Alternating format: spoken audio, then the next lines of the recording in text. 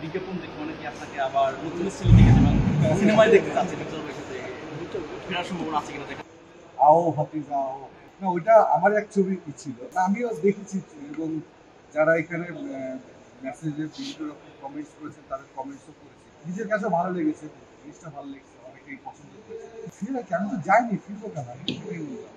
আমি তো চলচ্চিত্রের মানুষ, এখানে তো যাবার কোনো প্রশ্নই আসে না। সেক্ষেত্রে যদি ভালো কোনো গল্প পাই অবশ্যই কাজ না করার কোনো পেলে তো অবশ্যই কাজ করবো, না করতে হয় পেলে অবশ্যই।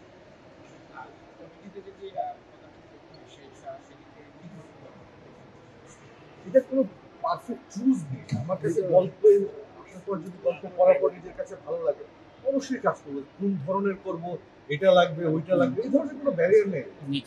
গল্প পড়ার পর যদি মনে হয় যে না এখানে আমি ফিট বা এই কাজটা করতে পারবো, আমি যতটুকু অভিনয় জানি সেটুকুতে এটাকে সুন্দরভাবে ফুটিয়ে তুলতে পারবো, অবশ্যই কাজ করবো।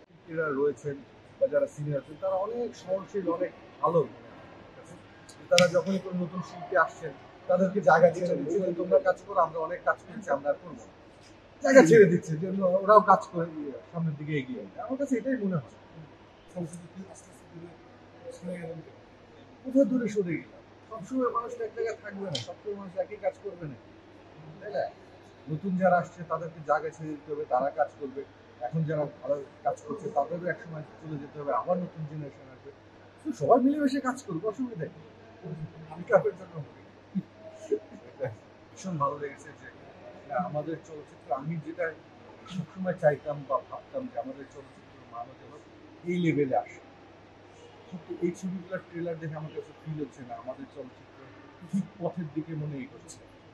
মাস পিপল কি চায়, আমার কথা হলো আমি কি চাই সেটা বড় কথা না, আমার দর্শক কি চায় সেদিকে আমাদের ফোকাস রাখা উচিত যারা ছবি বানায়।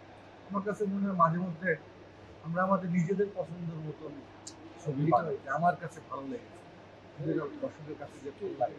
আমি আমার বন্ধুর পছন্দ বা আমার কো আর্টিস্টের পছন্দ অনুযায়ী আমরা গল্প করছি, এটা মনে হয় একটু ভাবা উচিত আমার।